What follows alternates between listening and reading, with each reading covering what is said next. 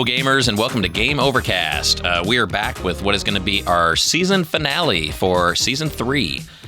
This is the end of 2021. We're going to miss that year. But seriously, it's been a fun ride. It's great to get the show back off the ground and be doing it every week again. So what we're going to do is everything will pretty much stay the same, but starting next week, we're going to call it Season 4. So we'll start with a new year, new season, and then for Season 4, hopefully we'll run it all the way through 2022. And so we'll get, 50 or so shows doing one a week. So this will be the end of the first kind of trial run. What's the word that we were using earlier? For the show, like pilot. I think there's something else that you call because a pilot's like one show, but we did 12 shows, right? Or this is 13. It's a pilot season. The pilot season. Okay, this is our pilot season where we just got everything going again, and so worked out some of the kinks out of the system, and obviously there's still going to be kinks in the system, but it's somewhat better run than it was in the beginning. I hope you enjoy the show more now than in episode 1. But anyway, so next week we'll start Season 4 officially, and we have a lot of great stuff in mind to do next year, and so we're excited for what the new year and the new season will bring. And so this week on the show, we're going to do the year-end wrap-up, talk about Christmas a little bit, Christmas wrap-up from that, feedback from all of our fans. We got a lot of comments over the past week, and some plans for 2022. So lots of big stuff on the show today, plus kind of a general look back at everything on GameOverCast. So let's get right into Level 1 with current events. And we're back with Level 1, current events. So what's been going on lately in the world of video gaming and retro gaming specifically? Some of the news stories that I found the most interesting this past week, Tesla, a company that I love. I'd love to have a Tesla. I don't, but I would love to. But they got in some trouble recently for their passenger play mode that they have in their cars for playing video games. Basically, if you're not familiar with this, they have in a Tesla, and in most, I guess, new cars these days have some kind of like big screen on the dashboard where you can like see all your gauges and just the radio, and everything's like touchscreen, like a big tablet or cell phone on the dash of the car. Well, in a Tesla, it's huge. It's like a 20-inch screen or something. It's really big, and they have video games on it. And they would allow you to play video games while the car was driving, and it was called passenger play because obviously it was intended for the passenger, not the driver, to do. And so if you haven't heard this story, you can probably guess where this is going, which is that the ability to play video games on that big, nice screen in that car, especially now that they've enabled some of the like enhanced cruise control, self-driving type modes where you can, get into a highway lane where you're going straight, and not only set the cruise speed, but also put it into self-driving mode where it kind of keeps you in the lines. And people just play video games while they're just going down the highway playing video games. And so they got into trouble, rightly so for that. And so now, as of December 2020, they've now locked out that feature while the car is in drive mode. They, I guess, bowed to pressure and threats of lawsuits from the NHTSA, National Highway Travel and Safety Administration, I think. But anyway, the federal agency that monitors, cars and safety and stuff was about to sue them to infinity and beyond for damages and things. But just like seatbelts and like a lot of other safety devices in cars, it only makes sense, right? Like the driver shouldn't be playing video games in a car. Everybody else have at it, but the driver probably should not be playing video games. So that was disabled, and Tesla did that, I think, willingly just to avoid further legal action from the government. Anyway, so good news for people driving next to Teslas where the drivers would be just sitting there playing, Centipede or Pac-Man or something while they're driving. In some sad news. GameWorks, one of the biggest and first like barcade arcade facilities that we had, has now closed, kind of suddenly, actually, in December.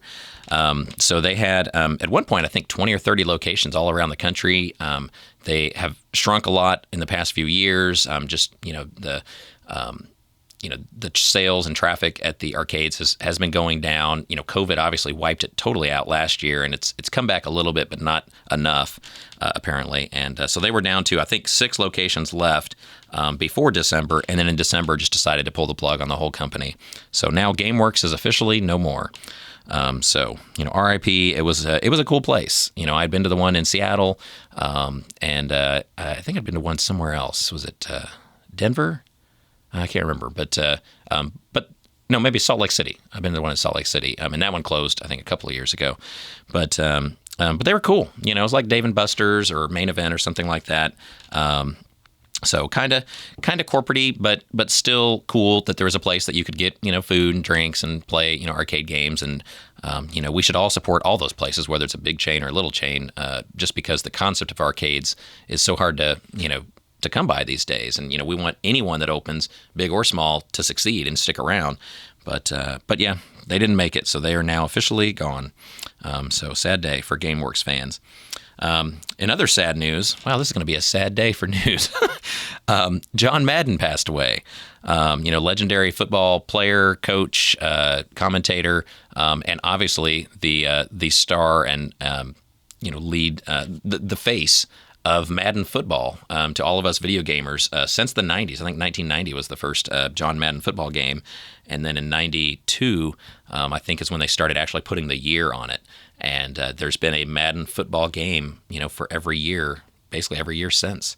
And so, he was a legend, in his playing and his coaching, and the game itself is a legend that hopefully will live on and continue to be called Madden football going forward.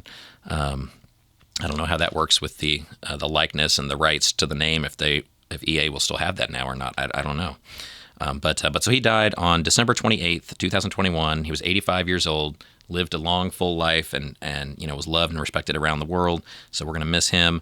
They strangely too, like with him, they actually had a really cool documentary on TV last week. And it was kind of like a retrospective of his life and the things that he's accomplished. And they aired that, I think, on Sunday. And like 2 or 3 days later, he was gone. And so I don't know if maybe he saw it and thought like, wow, that was really, really cool. Like, how can I top that?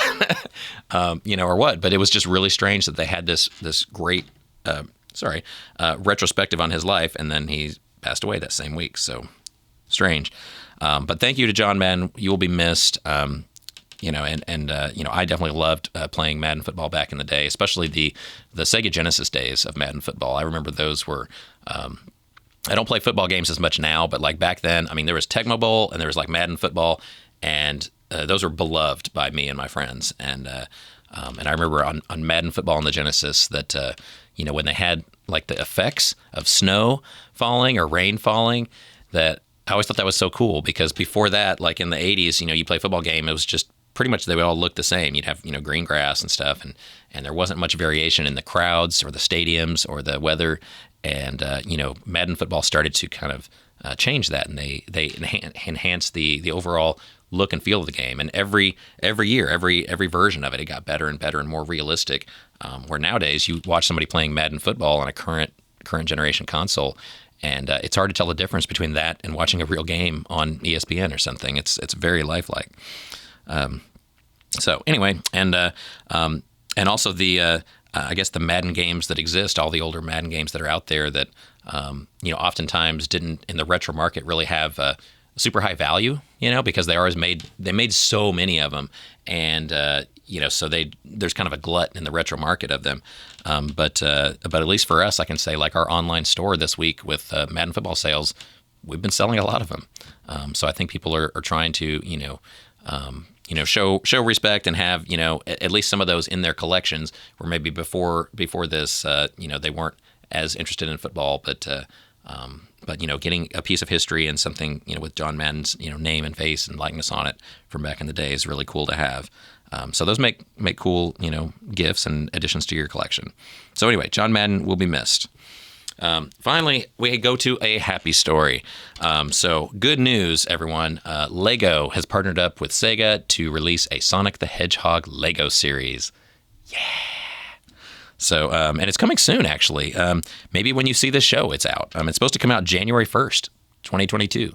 So that's like this week. So probably you're watching this podcast, and if you're like, oh, Lego Sonic, that sounds cool, you could like go down to your local store and probably pick it up. So it'll be, I guess, wherever Lego sets are sold. So like, Target, Walmart, Amazon, what have you.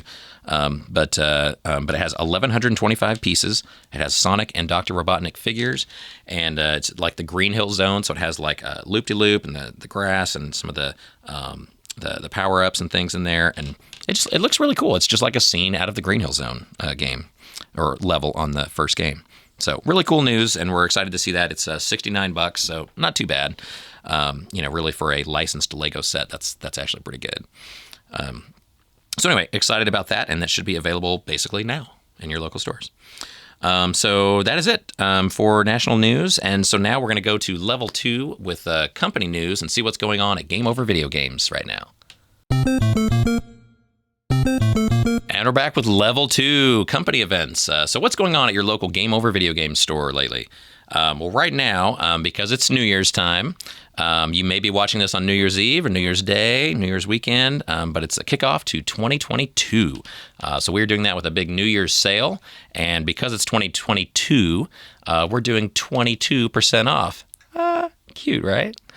So you get 22% off everything except consoles right now. So it's 22% off games, new and used, accessories, controllers, power cords, AV cables, HDMI, all that stuff, and all of our cool swag. So, T-shirts, magazines, collectibles, statues, doormats, vinyl records, anything that we have. It's only the only exclusion is the consoles are not included themselves, but everything else 22% off in stores and online. So you can go to your local Game Over Video Game store, or you can shop us online at GameOverVideogames.com, and you get the 22% off by putting in coupon code Happy New Year, just all together, HAPPYNEWYEAR. I can spell.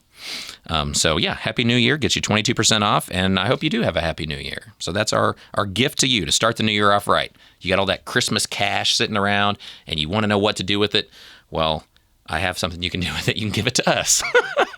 So come spend it at a Game Over store. We would appreciate it, and that helps us start the year off strong. So we would love that. Also, in other news, our tournaments are coming up soon. We do Super Retro Challenge tournament days once a month in certain locations on the second Saturday of every month.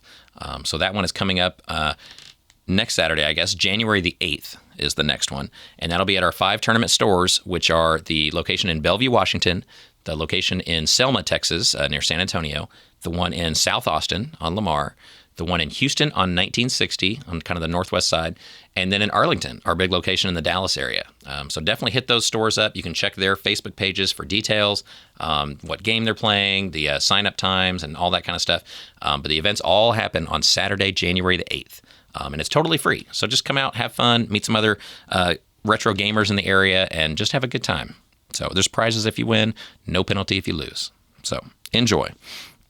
Also in CGF news, Classic Game Fest, the biggest retro gaming event in Texas, it is going to be so big this year, or in 2022, I guess I should say, that we had a great show in 2021, but next year we've already got over 50 actually vendors lined up, and just a note that sometimes with retro gaming shows, they'll advertise it. Other companies might advertise it as 100 vendor tables and or 200 vendor tables or whatever, and they're just talking about the tables in the building. They're not talking about 100 different groups selling games, because often a certain vendor might have 2 or 4 or 10 tables, and so that doesn't really count as 10 people. It's just one person with a bunch of tables.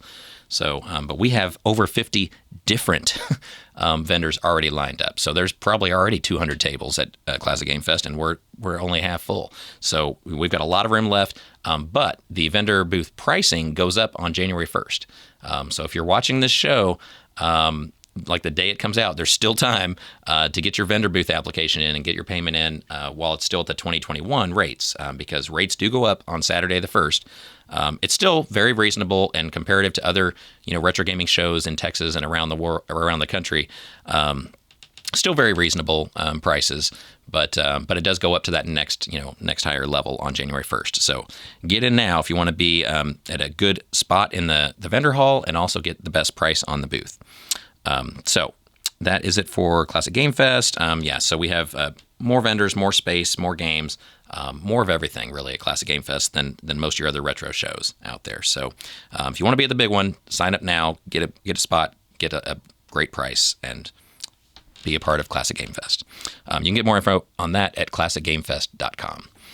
Let's see. That is all I have for Game Over and Classic Game Fest news. So let's go on to level 3. And this week on the show for the features section, we're going to do a look back at GameOverCast 2021. I'm going to bring Dan back on here, and we're going to talk about the highlights of the show for the first 13 episodes and kind of the rebirth of the show and see what our thoughts and highlights were from 2021. So we'll be back with that in just a minute. And we're back with the feature section of the show. Level 3, this is the year in review. So this is our last show of 2021. So it's a look back at what I guess normally would be a year full of shows, but this year, since we just started the show, what are we on, 13 now? We're at 13. This is 13. Lucky number lucky 13. But I guess it only makes sense this time of year to look back and the highs and the lows, our favorite parts, favorite segments, favorite pictures, perhaps.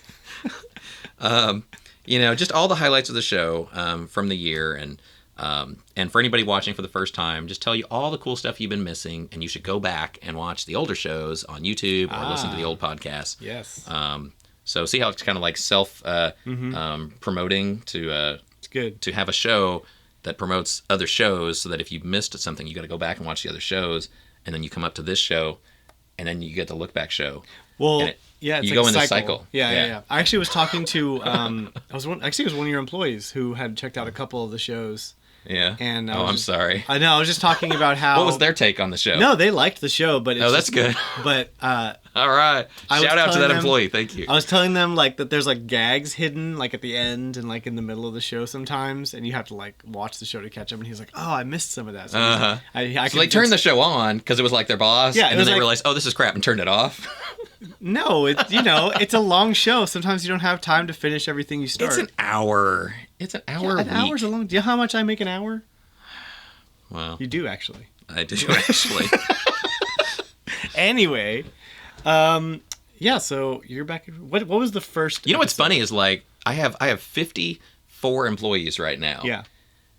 Some of them know that I do social media, kind of, and I do this show, kind of. But there's probably a good majority of them that have never seen anything that I've posted to social media or this show or anything like that. You should play the show in the store. Yeah, but I don't know. That always feels weird too. Yeah.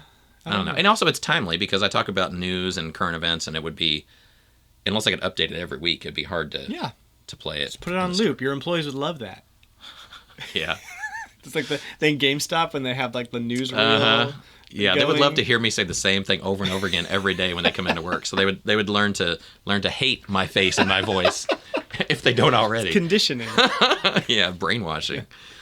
But that's cool. So you saw somebody that and he liked it. Yeah, I had to convince him to go to the end of every episode to catch the little the little bonus stinger at the end. Yeah, stinger. Because we always people may not know this when they watch the show because it's so polished and professional. It's very professional. I do a fantastic job, and I clearly am better suited to be a news anchor on a major network than I am to be running a game store.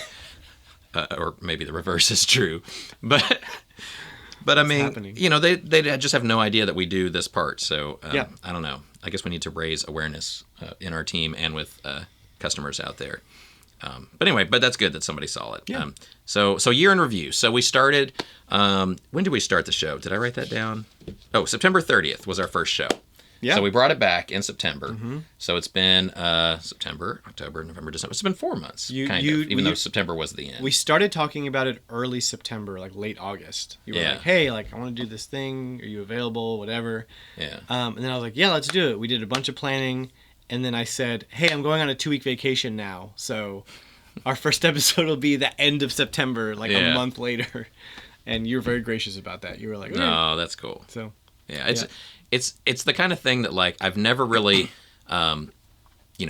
wanted to do this myself per se, but I've always wanted to have this type of a show where, like, just for the business, because, like, the wheels in my head are always turning, thinking about running the business and not about, like, getting followers on YouTube or whatever. But like, I just, running the business, I think, is so, exciting to me. Even when I'm in there just like paying bills all day or doing price changes all day or whatever, like, it's still fun. I still wake up in the morning thinking that I'm so lucky to have this job than any other job, in the world. And so I was like, that would be really cool to put some aspects of things that I do into a show, have a platform to talk about our sales and some new products or events and, like Classic Game Fest promoting and stuff like that. And it just makes sense. And so I'm glad that we finally have it now. We have this platform. I think it's cool because you're a fairly successful small business, and that's not an easy thing to do. What is it like? No. More than half of all small businesses fail in the first year. Yeah. So the fact that you've been running and most of the rest in the next couple of years. Yeah. Well, but yeah, anybody that makes it through 5, you're talking the top like 20%. But actually, more small businesses started in 2020 than like any other year. Yeah. Since. So that's like kind of goes both ways. Mm-hmm. But that's a pretty interesting thing, and then the fact that it's gaming related kind of puts you in a unique place as well, because you're actually more business focused than you are like a gamer. Right. Yeah. Yeah. If all I did was think and play and enjoy video games, like, this business would suck. Yeah. Well, and that's why a lot of it wouldn't. The stores wouldn't be clean. The staff wouldn't be good. We wouldn't have products on the shelves. We wouldn't have our bills paid. I actually thrive off the minute little like details and organizational stuff and like the business ops of it. So I've always wanted to run a business ever since I was a kid. I never knew or thought it would be a video game business, but I just always knew that I would want to be in the business world running a business because it's something that I'm passionate about, just running an organization and having people, employees that are like, they're looking to me for leadership and to make sure, like, every other week when it's payday, like, they're going to get paid. And they know that, their boss is not somebody that's going to be like, whoops, I forgot to do payroll. Sorry, guys. Or whoops, there's no money in the account, so I guess we're not getting paid this week. But like, good or bad, and I'm certainly not perfect. I go out of my way to say that all the time because I know it's true. But like, one thing I will do is I will do my job. And I will do it really well as far as running the business and making sure things run as smoothly as they can for any retail business in this day and age, which is pretty insane to be running. Yeah. But that's a unique. But yeah, it's that's kind of unique spin on this kind of a show, because most of the time it's like podcast about video games, but this is like kind of both. It's like kind of just like you wrapped up into a show. Like, you get the business side, which I actually learn a lot from as a business owner myself. Yeah. And then, it's kind of just like the perfect little culmination of like that and like topical and like current events. And I think it's really cool. So cool. Well, I'm glad you like it. Yeah. You're hired. Oh, no, wait. Finally. You're going to start paying me? Well, I'm just glad that, my first employee and somebody that I've known for so long. Pretty crazy. Has actually stayed in my life this long, and that you've grown and developed as a person and an adult and career-wise, and now, you do video. And so the fact that I've wanted to have this show for Game Over, and, you do that for a living, it was just like, we gotta bring this thing back from the dead, because it was like DOA for like a year or two there. there. It was a totally different animal. And it was a different back then. Because back then it was just, let's talk about video games for an hour. And now, like you said, I like to bring in, some of my other stuff, like running the business, what it's like as a small business owner, talking about the ins and outs of COVID last year and just all this stuff that's, it's video game centric and video game related, but it's not, if you want a podcast just about video games, like this isn't it. There's 1,000 of them out there. There's 1,000 billion of them. There's a show called Retro Logic. I've heard of that one. Tell me more. I need to go on your show sometime. Oh, I'm giving you like all these plugs on my show. I know. You need to be on your show so I can plug Game Over. We'll do. And I'm asking you on camera so that way you have. No, we're gonna. I have a plan for that. We're gonna do it. Okay. Yeah, for sure. All right, so let's talk about year in review. So from September to today, we've done 13 shows, all of them classics, instant classics. We skipped 1 week. We skipped 1 week, I think, and occasionally that's going to happen just because my life is pretty crazy. So even for next year, we're going to do it all year. That'll be our season, 2022. But we probably won't make it to 52 shows. I think we'll probably be around 50, maybe upper 40s. Yeah. Because we'll probably miss a few here and there. Yeah. But we try every week for like Thursday, Friday, getting a new show out. Yeah. But let's look back. So the highlights, lowlights, the ins and outs of how it got started. So the show came back September 30th, our first show. New host, new location, new set, new format, like we talked about with the talk about games and news, but also about Game Over and small business in general, and little things from my life and like leadership tips and things, and just little nuggets I can find up here in my big shiny noggin that I think, hey, somebody might find that interesting, and hopefully they do. But yeah, so we had the new setup. Let's see. So we talked about me in the first couple shows, the beginnings of Game Over. Yeah. I was on for a little bit. We've had you on several times in those 13 episodes. But we talked about the big break-in, the big Kool-Aid Man break-in through the wall. But was the first episode like history with me on it? Was that the first episode? I think the first episode was history of Game Over, and then the next one was like you and me. I think we had 2 episodes where it's like you and me interviewed, and it's talking about like your beginnings at Game Over, my beginnings at Game Over beginnings in general, all that kind of stuff. Yeah, that was fun. So let's see. So what are your favorite parts of like the first couple shows? Yeah, man. Just getting started. Like, what are your thoughts from just the first few? So I can't think of anything like specific, but I think one of my favorite things that has developed from like the first couple episodes is kind of like, and you guys, if you finish the show and you go to the end of every episode, there's always like a stinger. We were just talking about that. Yeah. Like the like banter that's developed like adjacent to the show. Yeah. That's like really funny. Like, you trying to get comfortable in front of the camera and like, so that I think it helps me. Like every show, it actually helps me to come out and like, Goof we off. chat because we know each other. Yeah. And so while Dan's setting up the camera and everything, and I'm setting up the desk here, we just talk about whatever and just shoot the shit, as they say. Yep. And a lot of that ends up being really funny. And so we started putting that at the end of the shows. I gotta timestamp your S-bomb there. Hang on. So I'm still producing the show. I think the last show, by the way, we should probably do this off the air. But yeah, I think I said like 3 times. And you bleeped the first one, and then like a minute or 2 later, I said it again, and it wasn't bleeped. Oh, man. And then I was like, well, what's the point of bleeping one if a couple minutes later you're not going to bleep the other? Well, now you just did 2, so we're going to have to now we're in deep 2. He's going to have to cover up a lot of now. Jeez, There's man. so much. There's a pile this big to address. I'm just putting in here 44 minutes. So much so much extra work. So, but what are your thoughts from the beginnings? Just like the first couple shows, because it was just like orientation. It was. We were kind of getting our first feet day wet. At school. Yeah, kind of getting our feet wet, trying to figure it out. Yeah. You though really had your format down from the beginning. Yeah. I'm a really good planner. 1. Yeah. I'm not good at like the looking at the camera stuff and being beautiful and all that. Yeah. This takes a lot of work to be this beautiful. A lot of planning. Yeah. But like, when we were talking about the show, like, I created like the different levels and the different segments and to kind of break it down and where it makes it easier for me to plan each week if I have like, certain, sections and everything. And But the fact that you had such a solid... I put a little effort into it. It may look like no effort, but it's actually this much effort. So you're welcome. But we did put a lot of work into the like pre-launch planning. Like, yes.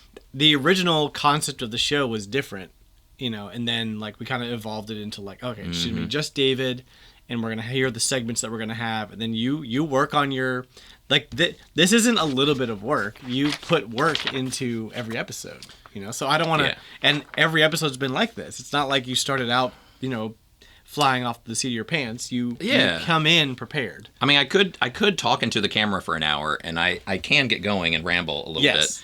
But yes, you can. But it's more, I think, more digestible to the viewer if I actually have sections, and so that's why we break it up so that I can stay focused and I have notes to look at, and I try not to look at them all the time, but I know I do. Whatever. If this was an audio, stay focused. If this was an audio only format, like my podcast is audio only, so I'm staring at my notes the whole time, but nobody knows, Yeah. So like, shut up. Just he can look at his notes.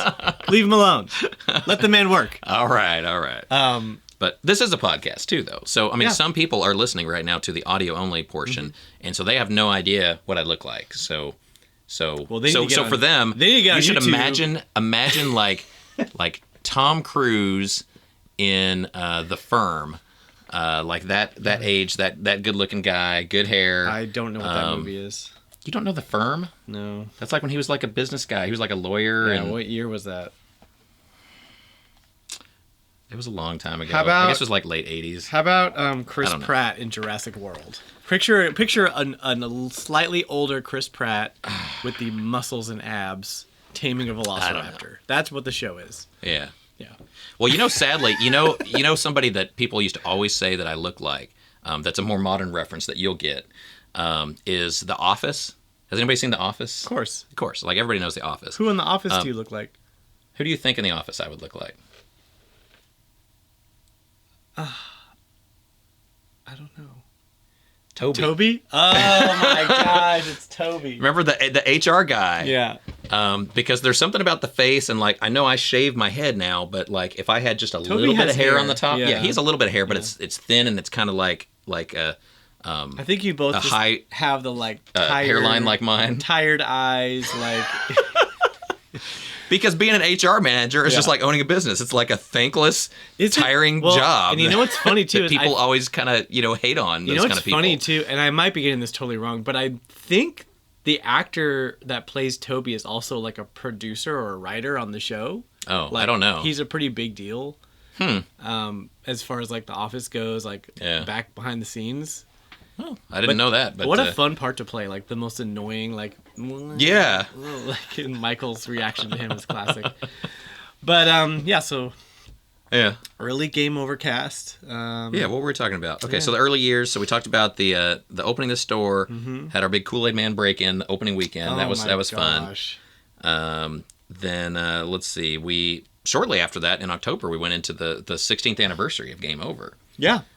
So that was fun. That was cool. You've had Tien on a couple times. We've had Tien on. You remember Tien and his tattoo? The tattoo montage. Of its arms, and then the hair montage on the next show. Yeah, that was great. Because he was talking about how, when I met him, and for people that knew him from when he worked in the stores at Game Over, he always had like this cool looking hair. And he would go to our conventions that we would go to, and he would go to like an anime convention, and he would have literal like spikes and stuff where he would look like a come-to-life freaking anime character, like it just jumped off of the screen and came to life. So we did like a montage of all his that was good. Like cosplay and event costumes and everything. So that was fun. What else did we do? We did we talked about Black Friday. So you always get your Game Over news here first. So I'll let you know what the sales are, what the events, like the tournaments in our stores. We do those free tournaments every month, and so I'm promoting those all the time. Classic Game Fest, which is our baby that we support every year. It literally started as a part of Game Over, and now even though it's a separate business, because I run both, I kind of definitely use Game Over to help promote it. But Classic Game Fest is like its own huge thing now. Yeah. And it used to just be this little baby of Game Over, and now it's like it's a grown up now on its own. Love classic Gamecube. My baby grew up. Love it. Got all big on me. And then what else did we do? We did the Super Nintendo. Remember the Super Nintendo breakdown? Oh my gosh! And you played the one that I sent to this lady, and she emailed us back saying it got to me broken, and I was like, well, that's weird. Like I tested it, like it worked. When we shipped it, and she sent a picture, and it looked like a freaking 18-wheeler ran over it. It looked like what the? It looked like she opened it and smashed it with a hammer. Yeah, that's what it looks like happening. I was like, it didn't arrive like that. What did you do, lady? But anyway, so we got it back. It was like a bucket of parts, and found another Super Nintendo here and did it like a shell swap. Yep. And I got to prove my repair skills and disassembly skills. Yeah. Or disprove. Yeah. I mean, you got it done though. It was not too bad. Well, yeah. It was not too bad. You played Plock. I played Plock. Yeah. Yes. Yeah. You played Plock for the first time. Yes, I was known as the 9-minute wonder on Plock because for my first official sit down to play it, I went 9 minutes. So yeah, the 9-minute one. 9 minutes doesn't sound like a lot, but yeah, it's actually pretty good. And Plock is better than the 9-second wonder. Like the first, the first level is easy, but Plock has a pretty steep difficulty curve, and then at the end it starts to slope back down a little bit. But once you get past that first hump, it's and then you get into the cool stuff where you get like the character transformations and like you ride a tank and a helicopter and there's all kinds of crazy stuff. I definitely like that aspect. I love old Mega Man games, where you like power up and stuff. Even Metroid, you power up. There was an old NES game that I love called Little Nemo, where you get in little suits. Nemo. But I love that when your character either because you defeat the bad guy and then you absorb their powers or skills or weapons or whatever, or just in the process of the game you acquire new weapons and skills. And I know that's kind of like the basic for every video game, but back in the NES Super NES days, that was like a that was still feature. Really cool. Yeah. It was still exciting. Because original Mario Brothers, the most you power up is I got fireballs now. Right. And I'm big. That's the most powerful. I'm you big. get I'm small. I'm until big. I'm the small. boss. Yeah. So to be able to kind of swap abilities. And, yeah. You get the frog suit. Yeah. And where you can actually go through the water without bobbing up Mario 3, and down. Mario 3 is peak Mario. That's the best I agree. That is one of my all-time favorite games is Mario 3. It blew everybody's minds at the time. It's still it still holds up. It still holds up. I still think it's better than Super Mario World. Yeah. I think so too. I mean, I think Mario World also is one of the top 10 of all time, but those two are probably the Mario games that would be on my top 10 of all the 20 million Mario versions that made. We can do top 5 best games of all time or something with you. Yeah, something like that. We'd have to think about that. Yeah. Future show. Yeah, future show because look forward to that. It's hard to do that over all of 40 years and 100 or whatever consoles worth of stuff. Best but we could do it games, console by console. We could do it. Yeah, we should do that next Atari, year. Atari. Okay. I don't play very much Atari, but you would be able to do that. Yeah. Well, I haven't played in a while, but yeah, there's definite Atari games that even today hold up because it's not all about the graphics, but you can actually put it in, play, and it's still fun today. Because that's the thing with video games; they should be fun. Truth. We've chased this one looks better than that one goal so far that they do look lifelike now. It's not gonna win me over because it looks like a PS5 looks a little better than a PS4. That's not gonna do it. It's it's got to be a fun game to play. So the graphics have already come as far as making a difference in buying a system or not.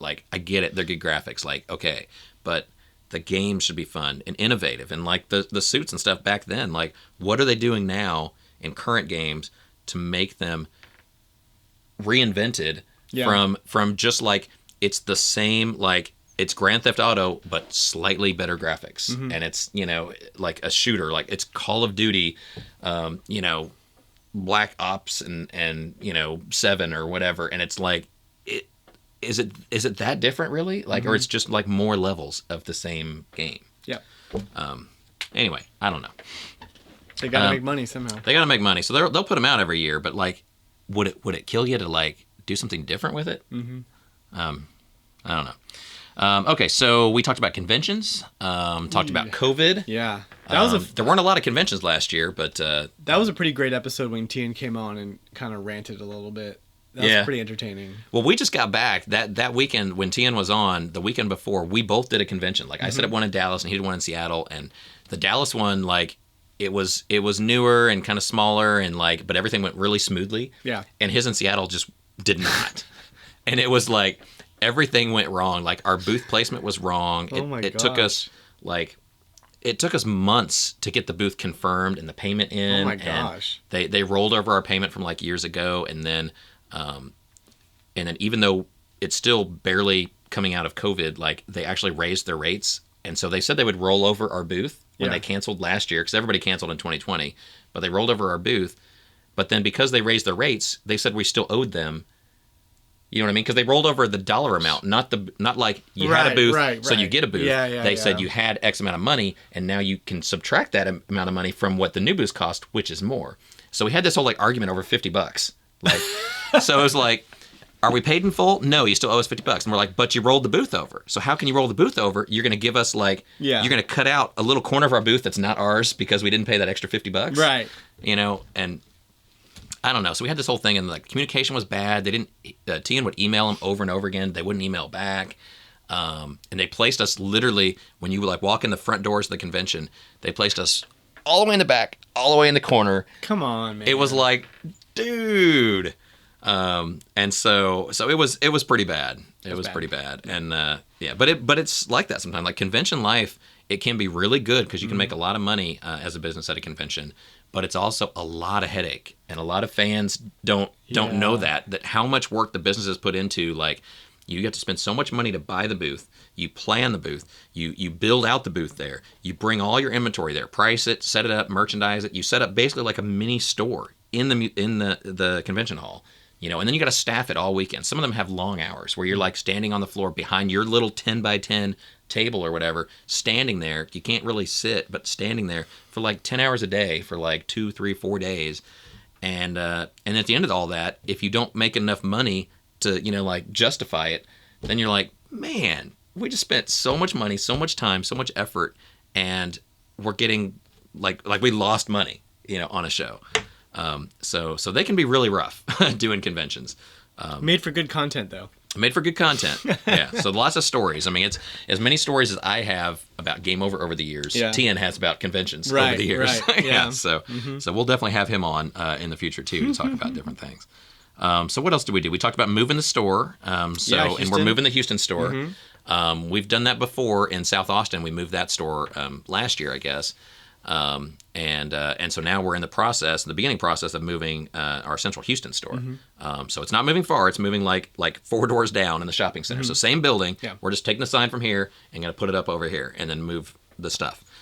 So that's happening in January. So we're going to do some more, and hopefully the January shows on that. So that'll be exciting. We did our show and tell. Yeah, that was fun. We got to make each other jealous for a while. That was fun. Yeah, we'll have to do part 2 of that. So yeah, we'll do that. We can't do it like all the time, but just like every episode. No, because it's eventually we'll run out of stuff, right? No. You got a whole store full of stuff. I have a bunch of stuff. There's literally thousands of boxes. Oh yeah, what you can't see here? There's a entire like 50,000 game collection here and collectibles. No, there's really not, but there's some stuff. There's a lot of stuff, but we'll do that from time to time. So that was fun. We talked about Gary's Gyrus. Guy R. Us. Guy R. Us. Because like it's not Gary's. Gary's is like those 2 guys. Think about like which are really sharp looking guys, but those are just 2 normal guys. Yeah. They just happen to be named Gary, and those are Gary's. Guy R. Us. But the game, the side scroller that Retrobit is re-releasing, it's called Guy R. Us. They just had somebody design and name the game that couldn't spell or couldn't pronounce. Well, I'm have sure it's English some language, translation from a Japanese word that doesn't translate well. Like the translation is like awesome, fun shooter game. It doesn't, but it for tracks. us translates to Gyrus. I know Gyrus, but it tracks with like other shooters. You know, there's Gradius, there's Darius, you know, and then there's Garius. Gyrus. So they all have to end in us? Yeah, because it's. But you're only one ship. How is it an us? Because it's 2-player. Oh, okay. Maybe. I don't know. Well, anyway, we definitely know it's not Gary's. We would like to play. So we apologize for calling it. I apologize for calling it Gary's on the show. I don't apologize. I don't apologize for all the art that I had to make. Well, because we had the whole thing. You're and we welcome. talked about Guy or Us. Yeah, you can thank this guy for that sexy picture of me in my pseudo which abs. sexy picture? Which one? Well, this sexy picture. Every picture of me is sexy, right? No, but that one was especially sexy, and I know that because below the neck it was not me. That's how it got sexy. You were making a pretty sexy face, though. I got a good screenshot. I don't know where you got that screenshot. Just took a frame from you talking, and you were like this. It was just like a pouty. Yeah. It was like me doing my like Blue Steel from Zoolander. Yeah. If you say welcome to Game Overcast, you say ooh, welcome to Game Overcast. I take that freeze frame, cut your head off. Yeah. Yeah. And put it on sexy, glistening white, like hairless, sunless, foodless. The best, just the white shiny abs. The best part was you were actually more tan than the body guy that I found. And that's sad because I'm white. So I'm as white can be. But I had to color it to make it match. It was pretty funny. Yeah. Yeah. Well, it is nice to know that somebody exists on Earth that's actually whiter than me. Or my belly. Yeah. But there is. I might be. I'm pretty white. So I'm a middle hue white guy. Right. Yeah. It's olive undertones. Yeah. Slightly olive, but anyway, yeah. So that brought us that beautiful piece of cinematic history that will live on. I'm sure that picture will show up a lot of places, maybe even right now. Okay, I gotta timestamp that. Throw it in there. Just one more time. Just a short, like a 1 second, just like a flash. All right, so we did that. We found out my mom watches the show, which is nice. Hi, Mom. Hi, David's mom. And found out that most of my family doesn't watch the show, which I guess is good. But when the shirtless, sexy ab picture came out, then they all were concerned about me doing the show, that I was stripping on the show or something. I don't know. They didn't knew that wasn't you though. I was like, what? I do the show naked. What? Oh my gosh. Everybody does that on Zoom, right? That's YouTube for you. That's YouTube. Come on, guys. You want viewers, you got to show some skin, man. That's what they say. I'm going through the YouTuber 101 guidebook. Yeah. And it's like the first thing when you have low viewers, show skin. If you want to win, you got to show skin. That's the YouTube Skin. slogan. Yeah. So, but unfortunately with me, it probably repelled as many as it attracted, even with my fake body. But anyway, so it's cool. So shout out to Mom and the family for watching. I promise that I will make sure Dan doesn't show any more than that, that ab picture of me. We'll only get more weird. Yeah. Less sexy. So, but it's been fun, right? 13 episodes. It's been so fun. Are there any other highlights you want to mention? You have. It's a really short season, so. Yeah, it's just a few episodes, but you have some really weird obsession with ASMR now that you keep bringing up. Yeah, we talked about that. It's just it's a fun thing to do. It is funny, but it's funny when you do it. Well, I always think of it as sexy, but it's not really sexy. Well, it's just. It's just calm and relaxing. And it's just someone with a deep voice like me speaking into a microphone very calmly, very quietly. It's traumatizing. Just to relax you. Let's count down from 10 and go to sleep. Stop it. 10. Stop. 9. 8. 7. When you were rubbing, was it Battletoads? You were rubbing Battletoads on the microphone? It was like... It's nice and relaxing. Isn't this relaxing when I scratch the microphone? I have to edit that now. Sorry. Just give me more work. Yeah, so we'll do more ASMR. The other thing is I can never get the acronym right. I will always say it wrong. ASMR. I'm like a parent with when I say ASMR, it's like a parent telling you what your video game machine is called. Yeah, hey. And they're like, hey, where's that Nintendo station? Hey, get off that Z-Box. That Xendo and the Sega station. You're going to X-PlayStation yourself off this planet. I brought you into this world, I'll take you out. Sometimes I have no choice. And that joystick. I have no choice or no even awareness of when I slip into full-on dad joke mode where it's just, I find things absolutely hilarious that other people just roll their eyes at. That's dad jokes. That's what it is when you're a It dad. happens when you're a dad. You have you there's a ceremony, you have to sign paperwork. Like, okay, I will. I commit that I will, over the next, rest of my life, I will say stupid jokes. Yep. And I will think they're hilarious. Yep. And you fill out all your paperwork and you turn it in at the office. They hand you your joke book. You get like a name badge. Yep. You get like a hat. And, I didn't get a badge. I got like a membership card. Oh yeah. Yeah. I got a lifetime member. Oh, I'm a lifetime member. Yeah, because mine were so dad jokey that they were like, you're in for life. You're in for life. There's no removing you. There's no removing the dad joke from you. Like we are one. Some pretty good dad jokes in that. Yeah. That Nintendo. What about those Zelda jokes? 50 How episode. about that? Yeah.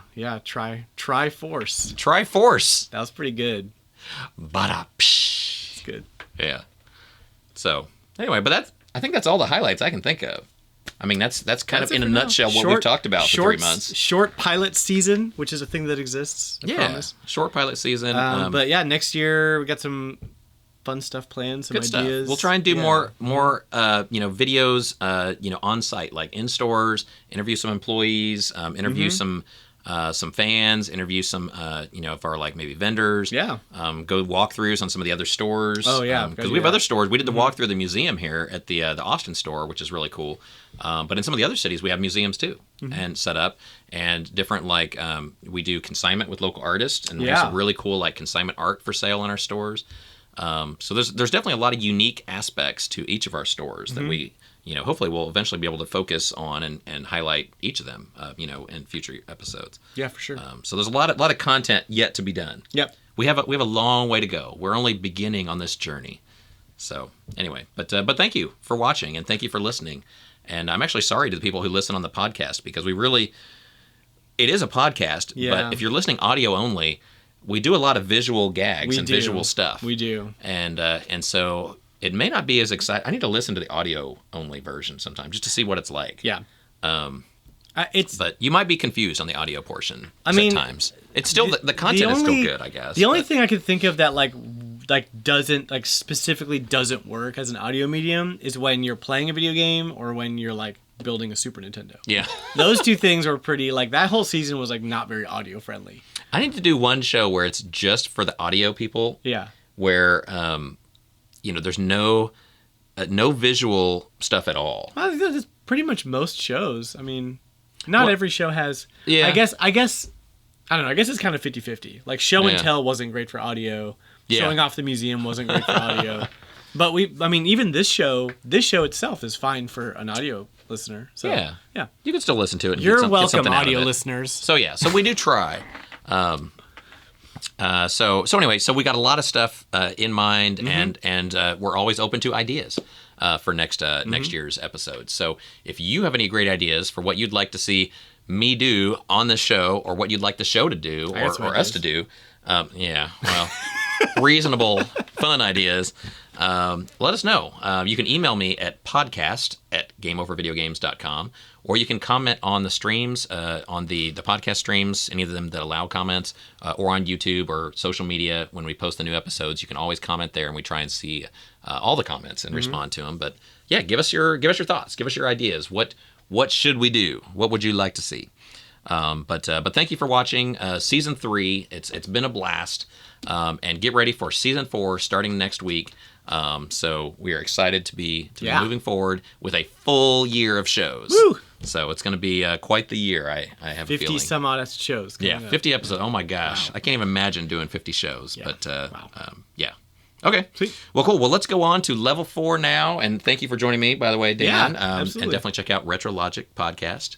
Soon to feature a highly successful CEO of a small yet growing and awesome retro video game chain. I won't give it away. Spoiler, but you may know him. Level 4. So, all right. Yes. Level 4, boss battles. Let's go. And we're back with level 4, the boss battle of the show. Kind of, I guess, in line with the news at the beginning of the show being somewhat sad and depressing, this boss battle is going to be kind of sad and depressing. So hopefully we'll have a better 2022. But the boss battle is a little personal. Actually, it's all personal this week. So the boss battle is cancer, which is a very serious thing. It comes in a lot of different forms and affects, I think, all of us or someone we know or care about in some way, shape, or form. Sometimes directly, sometimes indirectly, but it's a thing, and it's not good. And I don't know if you remember on the show, I guess maybe a month ago, 2 months ago, I had like Band-Aids on my ear, and I think Dan put it in at the end of the show as like one of the things we were talking about, how bad it hurt when they put the shot into the ear to like do the biopsy and testing on that. So basically, I guess just to give you kind of a summary of that, since I don't think it was on the main part of the show, but so I had a bruise on my ear, just like right here on this ear, that it just didn't heal. It was the weirdest thing. It was like a scab or a zit or something, just on the back of the ear. It's small, like, who cares, but it just wouldn't heal for the longest time. And finally I went in to, I do annual dermatology visits just to make sure I don't have any, crazy wild moles and stuff like that. And I do have a family history of skin cancer. So they were like, yeah, that looks weird to us too. So they gave me, big old shot of lidocaine up there and just about burned my ear off with the burning from that. But took a little chunk out and tested it. And sadly, it came back as cancerous. And so I have skin cancer. And I thought it was important, even though I don't often talk about a lot of super personal stuff on the store, or on the show, or in the store, or in general. I'm kind of, I like talking about Game Over. I don't really like talking about me much, but yeah. So I felt like on the show, because we do this every week, and you're going to know something's off on the next show, because it is cancerous, and I've set an appointment. It's a basal cell carcinoma, which, good news is, they say that's the best kind to get. So I got the best kind, guys. But it's small, it's very slow growing, not likely to spread, easily treatable, and the best part to me, because I hate shots and doctors and hospitals and basically anything along those lines in general, it's kind of like a one-time treatment, which is great. So what we're going to do is next week, actually early in the week, right before we film the show, I'm going to go in and have something done called a Mohs treatment, MOHS. And what they do on that is they cut out, like they cut a little piece to biopsy it. They're going to cut a bigger chunk out, and then they test that, and they basically then will keep doing that. So they'll numb it with lidocaine, cut a chunk out, see if it's like a zero margin or negative margin, where there's no cancer to the edges of the piece, and if not, they go back in, numb it up again, take another chunk, a bigger chunk, and they just keep taking chunks out of my ear until they get all the cancerous parts out. But yeah, again, like no chemo, no radiation, so that's good. They're just going to cut out until they get all the cancer out. So that's good news. The bad news is, like, you might be asking yourself, well, if they keep taking bigger and bigger chunks out of your ear, what the hell's your ear going to look like when they're done with that? And from what I can gather, probably interesting is how it's going to look. And so depending on how much they have to cut out, what they're going to have to do is take another chunk of skin from somewhere up here, they said, like on my upper chest or whatever, take a little chunk out, and basically, like, they'll cut a little circular hole in the ear, they'll cut a little circle out here as a patch, and then put that up there, and so use some of my own skin to like patch the hole and try and make the ear still look like an ear. So anyway, so long story short is, I do have skin cancer. It's at a small, very treatable place, so I'm going to have it treated. This is going to happen next week, the first week in January, and so I'll be wearing a big bandage on my ear for probably several weeks, probably a couple of months afterwards. So if you think I'm unattractive now on the show, just wait till I have a big freaking bandage on my ear every week. But anyway, it should be curable, removable, be something we can take care of, which is great. And yeah, so that's basically, my personal battle right now. I haven't really told a whole lot of people about this, it's the kind of thing that it's scary to hear. It's scary to go into. I feel like I'm relatively young, even though I know, technically I'm 46, but I don't feel that. I feel, young and healthy and everything. I never get sick. I have a great immune system, and so, it's really odd to have this, but it happens to all of us. I mean, like I said, everybody is affected either directly or indirectly by cancer of some type. I have family members that have had breast cancer. My son has had cancer. It's just, in some way, shape, or form, it affects, all of us at some point. And so it's my first, direct, personal, time to deal with it myself. But anyway, sorry, I'm kind of rambling on that. I didn't really have this planned out what to say. I just wanted to talk about this and just let you know. But that's what's happening, and so we'll have more details on the next show, and you'll be able to see it, or at least the bandaged it, and so that'll be fun. But if you have any questions about that, or comments or anything, feel free to reach out. I'm sure many of you either personally or in your family have had to deal with that, and I'll try and talk about it just because I think it's important that people that go through stuff like that do talk about it, so that other people maybe won't be as scared or in the dark about what it is and how to fix it. So, but again, we're gonna get it fixed. It's just gonna be a little awkward to look at the next couple weeks or so, but I will talk you through it on the show, and hopefully it'll be good, nice and smooth. So that's it for the boss battle this week. So it's a rough one, but we'll do something else lighter next week on the show, so it's not quite so heavy. So let's go on to the bonus level. That is my favorite part, and we definitely need some good news in this show. So let's end the year with some great fan feedback. We've had a ton of comments lately, so I don't know if everybody's just off work and school for Christmas and just had extra time to watch and comment on the show or what, but the comment boards were lit up this week. So let's go into the bonus level now with fan feedback. And we're back with the bonus level fan feedback, my favorite part of the show, and please give us some good news. So luckily, we have had a ton of fan feedback this past week.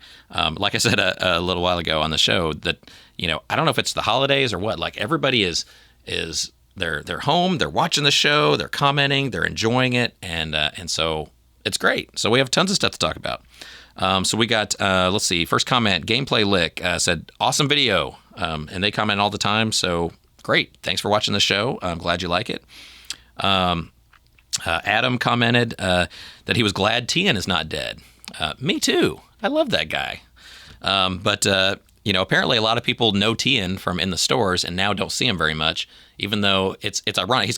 He's a lot like me. Like, we both work our asses off, but a lot of people never see us anymore. But we're still here, and he's still here. So he's still here working hard every day. But it's nice to know that people out there would be concerned if he was dead. Yeah, me too. So he's alive and well. And he even went on to say, like, he remembers when Tien was the store manager at our Round Rock store. Tien actually was hired at the North Austin store. I think it's like a part-timer assistant manager or something, and started out and, worked his way up quickly because, he's awesome. And I guess eventually ran Round Rock, and then I think he ran this store at North Austin, and then became one of our district managers. And so now he's, and he does events and stuff too. So a lot of you know him from the different conventions and things that he goes to now. But he's constantly, with me, working behind the scenes to keep this big thing going, this big Game Over enterprise going, because it's really now it's just the two of us, kind of running this thing. So Tien is an indispensable part of the team and member of the family, so we love him. So let's see. So then we had comments from King St. Michael. Loves the company, says keep being amazing, which is nice. He loves the passion we show for all the games and gamers, especially retro gaming. So thank you for watching and listening. Leptonics says Merry Christmas. We were talking last week about the wad of goo of human brain cells in the petri dish that they were teaching to play Pong, because that's what science is good for. for doing, and how that potentially would lead to some kind of human robotic cyborg organism or robotic implants and things like that. And they actually mentioned a Michael Crichton book called Terminal Man, about potential medical uses of wiring the brain, with some electronics and the dangers from that. So I don't know that book. I'm not familiar with that, but and I actually don't read much. I don't have time. I would love to, but that sounds actually pretty cool. So I would like to try and check that out. So it sounds interesting. If any of you've read that book, maybe you know what he's talking about there. He said the Zelda jokes were awful on the last show, which thank you. We had kind of equal parts, like loving the Zelda jokes and hating the Zelda jokes. But that I think goes with any kind of dad joke and cheesy jokes. Like, you're gonna have lovers and haters of that type of humor. Triforce. Yeah, Triforce. So anyway, let's see. The boss battle. He was talking about that Saturday Christmases suck, and I agree. But definitely supports the concept of giving business to small businesses, local businesses, versus going to the big chain stores. I know Game Over technically is a chain, but we're definitely a far cry from like GameStop or something like that. I mean, just because we have multiple stores, we're not like a big box chain that's everywhere in the country. We have 12 stores and they're all awesome. But the whole thing, even with the 12 stores, it's literally just like run by me and Tian. It's a small business in every way. And we have, we do everything possible to keep, our costs low so we can stay in business. It's not easy being in retail, especially these days with COVID, with, incredibly fast rising rent prices and labor prices, and supply shortages. It's a tough time to be in business, especially retail. But yeah, so definitely get out there and support your local businesses. Any restaurants or stores that are in your town that are smaller, local, go there. Give them all that money you got for Christmas, where you're wanting to just go out and spend it on people. Spend it at those small local places, please. They need that money the most. Larry, our good friend Larry. Hey, Larry. He was talking about looking up Sophia the robot. And I did look up Sophia the robot, and Sophia the robot is kind of crazy. If you look on YouTube, look up Sophia the robot, because we were talking about the brain cells they're going to combine with computer chips and make some kind of cyborg organism. This was Sophia the robot was a synthetic human. I don't know what the word is, like just like a robot, a humanoid robot that debuted at South by Southwest here in Austin in 2016, so like 5 years ago. And still 5 years ago, it's pretty amazing that they have a very human-like face on her, and she has expressions, and she can like smile and frown and have like surprised looks, and she has different range of emotions, and she'll respond to questions, and It seemed like pretty naturally, and again, that's 5 years ago. And so they start combining that stuff with actual human tissue, and I'm telling you guys, the end of the world is coming.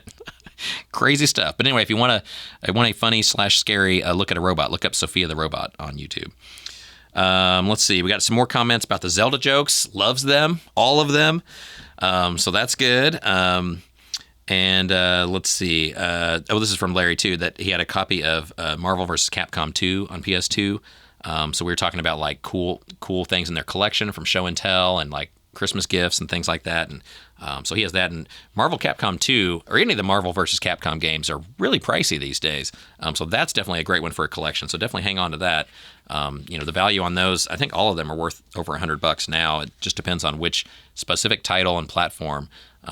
As far as the exact value, but I don't know off the top of my head what the value is on that game now, but I would bet it's well over $100. So, yeah, really cool thing to have in your collection. He also wanted to see limited run games at Classic Game Fest. I have reached out to limited run games, and they said they're already booked somewhere else. So sorry, they're not going to be at CGF. But I think they just honestly don't do that many events. They actually, I saw online that they're opening a store. They have like a retail store they're opening in think it's like North Carolina or wherever their office is. Shocking that the store is going to be like right down the street from their office, but they're going to have like a retail store where they can sell some of their extra copies of things. So that's really cool for them, and we're excited for them. But hopefully they'll come to CGF again in the future. They came a couple years ago, and they're awesome. So hopefully they'll be back. Then we got Edgar, one of our Houston supporters. So he's commented a few times. He loves our store in Houston on the central, Highway 59 right through downtown, right across from the Lakewood Church. So he loves us, supports that store, loves the staff at that store, and we do too. The Houston Central staff is amazing, so they're all great. He had some suggestions for me, which is great. He suggested working with a laptop, so I'm not using paper notes and stuff on the show because he's talked about me looking down at notes and I need to look up at the camera more, which I do try. I'm not a natural television, personality, but I do need the notes, and unfortunately, I think having it on a laptop, it would be even more distracting for me to scroll down in the notes and reading on the screen, versus this, when I do it on paper in a big font, I can glance down at it and then glance up, and I don't know. I feel like this is more comfortable for me than I would be on a laptop. But I am sorry because I know that means I'm often looking down, which means you get a view of my bald head, and that sucks. That sucks for both of us. I don't like views of my bald head either. Believe me. Don't apologize. Just own it. It is what it is, but I do try and shave it regularly, so at least it's a nice, clean, shiny bald head. But anyway, so thank you for your support of Game Over and Classic Game Fest, and definitely the Houston store. And I know you'll be one of the people that when we move, you will know that the store is not gone. We didn't close or anything. It's literally just a few doors down in the shopping center, and it'll be a smaller store, but it'll be more packed with merchandise, and so it'll be a much better look. It's actually kind of a cool setup in this store, the new one. It's because right now the store is really wide, and so there's a lot of kind of empty space in the middle. And the new store, it's really skinny, so it's narrow, but it goes really deep, so it's even longer than the store setup is right now. So it'll be a different kind of look, but it gives us more wall space that way. And so there's less floor space, but more wall space. And in a store like Game Over, or any video game store, really, what we need more is shelves. We need shelf space. So the floor space isn't as essential. It's just, we need to be able to merchandise stuff on the walls. So anyway, I hope you come check out the new store when it opens next month. That'll be cool. And show us your Christmas gifts. We were going to talk about, what everybody got for Christmas. And, for me and my family, we didn't really exchange much, gifts or anything. We actually went to a Dallas Cowboy game this past week. And so that was our big kind of Christmas thing. And I'd been once before as a kid, but I've always been a fan of the Cowboys. We used to live in Dallas. And so I'm a big supporter of the Cowboys. And they're actually doing really well this year. So it was fun to see them. And they actually kick butt. So it was nice to see. I got a guitar. You got what? A guitar. A guitar? Thanks for asking. Oh, I didn't ask. Why'd you get a guitar? Are you into music? Yeah. Yeah, I am. Okay, it wasn't just a random gift? We're good friends, David. I'm glad you know my interests. And no, actually, it's I didn't know that you sang or played guitar or anything. It's a little acoustic guitar so that I can play while I'm traveling and stuff. Huh. Yeah. Okay. Yes, I play guitar. Well, that's cool. Well, good for you. What's a fun fact about you I didn't know? I do not play guitar. You know what I would like to do, though? I have a secret desire that now I guess won't be so secret, but I want to get a drum set and learn to play drums. That's what I want. Drums is so easy and so fun until you should do that. I have heard both, and that's why I want to do it, because it's easy, because, I probably will be able to keep a beat, maybe. I don't know. But also just with Game Over and stress and my personal and work life balance and everything, sometimes you just want to beat the out of stuff. And to get a drum set, I feel like I could go out there if I'm really mad someday and just go nuts. And so anyway, so yeah. So someday, if I'm good, maybe Santa will bring me that someday. But yeah, so that's my goal. So you can play guitar, and I'll play drums, and we'll have a little band. Let's do it. GameOverCast band. Oh man, that would be fun. Okay. So anyway, what was I talking about? I forget. Oh, Christmas gifts. So we're asking people to show us like pictures of what they got for Christmas, and I didn't see any on any of the feeds. So you can still do that for next time. If you want to post to this YouTube video in the comments or any of the social media posts with this episode of GameOverCast, post your Christmas pics. Like, what'd you get? Video game related stuff, preferably, but otherwise, just anything else cool. Let us know. How was your Christmas? Hopefully it was good. I know we're all excited about next year. We keep wanting to get further and further from this virus, and it keeps kind of, clinging on to us, and we're like, go away, but it keeps coming. But anyway, so show us your Christmas stuff. You can send that or any other feedback to podcast@gameovervideogames.com or comment on the streams. So that's really it for the fan feedback. So thank you to everybody for watching. Overall, I think looking back at 2021 and doing this show, I do feel like it's going well. I do put planning into it, like we said earlier. It sometimes seems and definitely feels to me like I don't put enough planning into it, but I always kind of I'm my own worst critic, right? Like I always think I'm not doing well enough, even though I do work really hard, but I always feel like I could do better. But I feel like in the show we've gotten better. I think Dan and I have gotten better with setting it up and with the flow and the editing and the content and everything. And I'm trying to get better about looking at the camera. I really am. Hi, camera. I see you. I see you, people. I'm looking at you. But it's hard. It's hard because there's limited time that I have for anything in life. These days, and so just being able to get some notes, before in time before the show, I have to really struggle to find that time, even just to do the limited planning that I do for the show, and then even then it still turns out like do sometimes, but I do the work, and so I do want it to be good, and I am trying to be better. So hopefully as we go into the next season, next year, it'll be even better. I will look at the camera more. We will have feature segments that are even better, and that you will continue to watch and enjoy and interact on the comments of the show, because I do really enjoy that and seeing and hearing your feedback. And so please keep those comments coming. I want to thank everybody for this past year, for supporting me personally and the stuff that I do. Game Over Video Games, Classic Game Fest, GameOverCast, all of my 5 million jobs that I do. But to everybody that supports me personally and me in those businesses or enterprises, I really appreciate it. None of them would exist with just me. So it's all of you, all of our employees, all of our fans, all of our customers that help all of these things to still survive in these difficult times. So thank you. I don't do this show because I'm perfect, because I'm beautiful, because I'm a YouTube personality, or that I even desire to be. I do the show for Game Over. I do it for the fans of Game Over. I do it to spread the news about Game Over and Classic Game Fest and retro gaming in general, because I want to be that kind of ambassador to it. But it's not for me. I do it for you guys. So thank you for forgiving me and my imperfections, whatever they may be. And let's see. So I think that's pretty much it. I definitely want you to join us next week as we start season 4. So officially now we have a format, we have a plan. The training wheels are off. So I'm ready to roll full speed ahead with every episode. And so whether we have extensive or limited planning, we do them every week, and we give it our all every week. So thank you for watching, for listening, for commenting, sharing, subscribing on YouTube.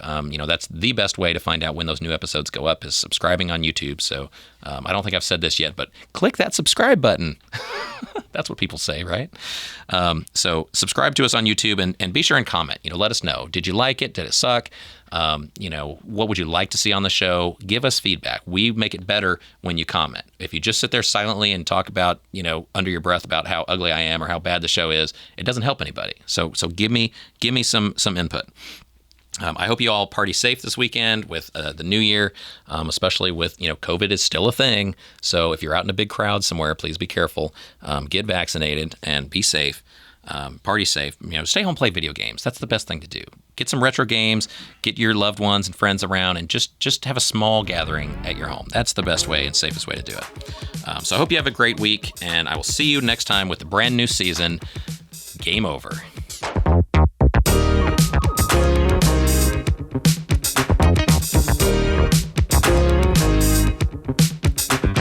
This is like my, like the president has the Russian phone. Or like if everything goes crazy with the show and like I forget what I'm doing, I lose my notes, or it's like things go crazy, I can call in like I need help now. Get in here. Dan, get the hell in here. Do something about this mess. I'm literally right here. Oh. Thanks, Mario. You're always there when I need you. Hoo-hoo! It's me, Mario. I got the phone when you need me. Give me a call. I'm in 1985. You can get me right here on my phone.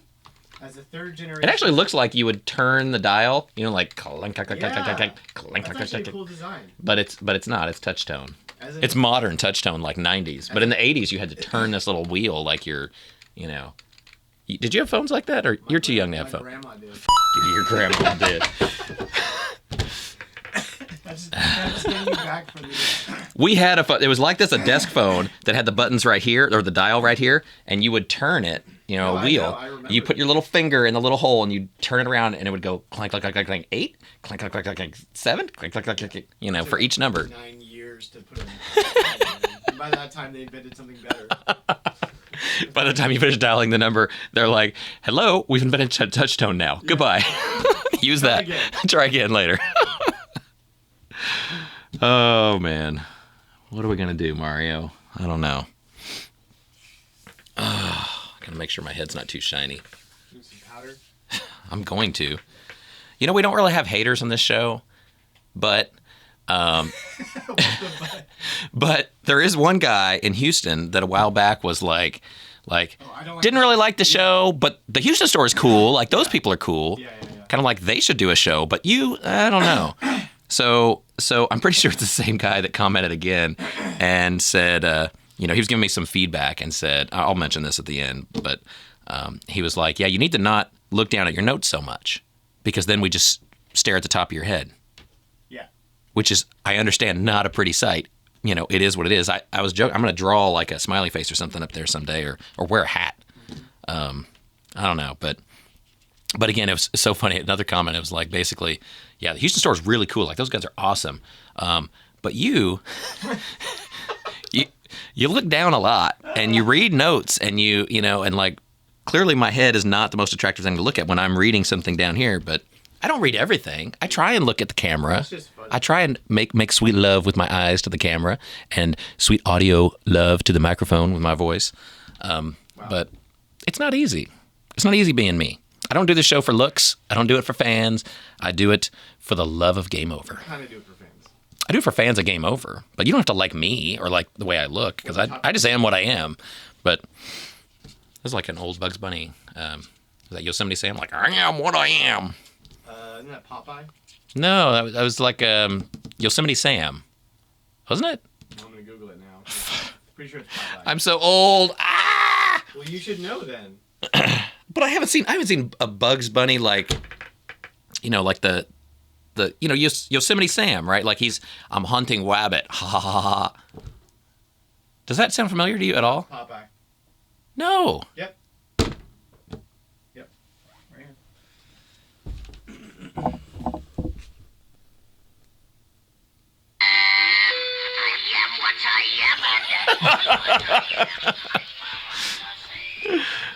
Okay, well, okay.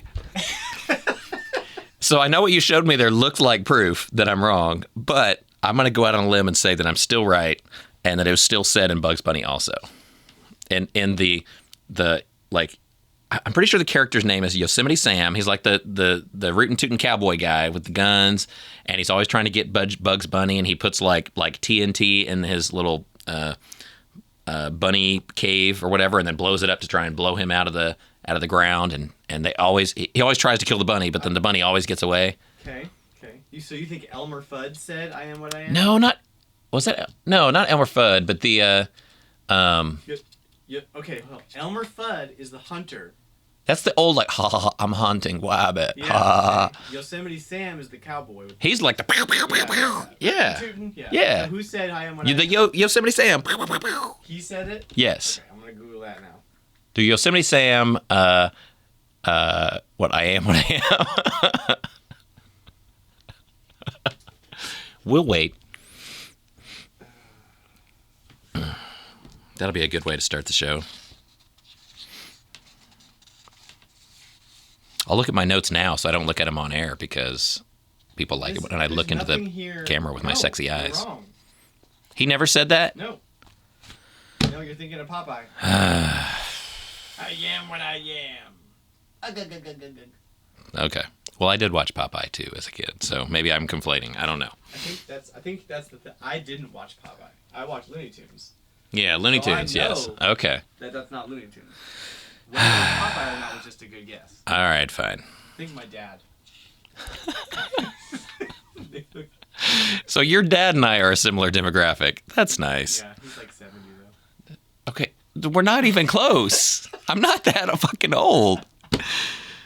All right, let's start this. Just because some of the shows I watched on TV when I was a kid were in black and white, which is true. Wow. Little Rascals, Beverly Hillbillies. You're only 10 years old. Some of the Looney Tunes. Yeah, but I mean, they had color. It had been invented then, but they still showed sometimes like the older ones that were in black. Like the Beverly Hillbillies in the 80s was in black and white. Even though like color existed, it was a thing. But that show, for some stupid ass reason, was in black and white. Yeah. At least for the first like couple seasons, and then near the end, I think that went into color. Yeah, they colorized it. That's like me watching Looney Tunes in the 90s. Like it was old at that point. That was so old. But my dad showed us that because that's what he liked. Yeah. So that makes sense. That makes sense. All right, I got you. And it's funny because all those old cartoons too, like Popeye and Looney Tunes and everything, there were always guns. Yeah. There was TNT. They were always trying to blow shit up. Yeah. Whether it was the Roadrunner or Bugs Bunny, they weren't just like competitive. Tom and Jerry, same thing. Yeah, it's like on The Simpsons now. You watch like Itchy and Scratchy, and it seems so like over the top absurd because they're just like slicing each other's heads off and it's bloody and everything. And that's kind of like what we had in the early 80s. It wasn't bloody. Itchy and Scratchy were definitely like a parody of that. But yeah, you would see a guy pile up a bunch of crates full of TNT, and an animal would be attracted to that pile with the hopes that the guy would, push the lever and blow that animal to frickin' smithereens. Now and that was the goal of the show. Now you're doing Roadrunner and Coyote stuff. Yes. Yeah. But both, like Elmer Fudd and Bugs Bunny, and then like Yosemite Sam and Roadrunner. Yeah. But basically the whole point of the show was a hunter with guns, dynamite, weapons, and like bear traps and all kinds of crazy contraptions would try and catch and kill animals. And we'd watch that every week, and we thought it was hilarious. Welcome to Cartoon Overcast. Yeah. All right, and that's our retro cartoon flashback for the day.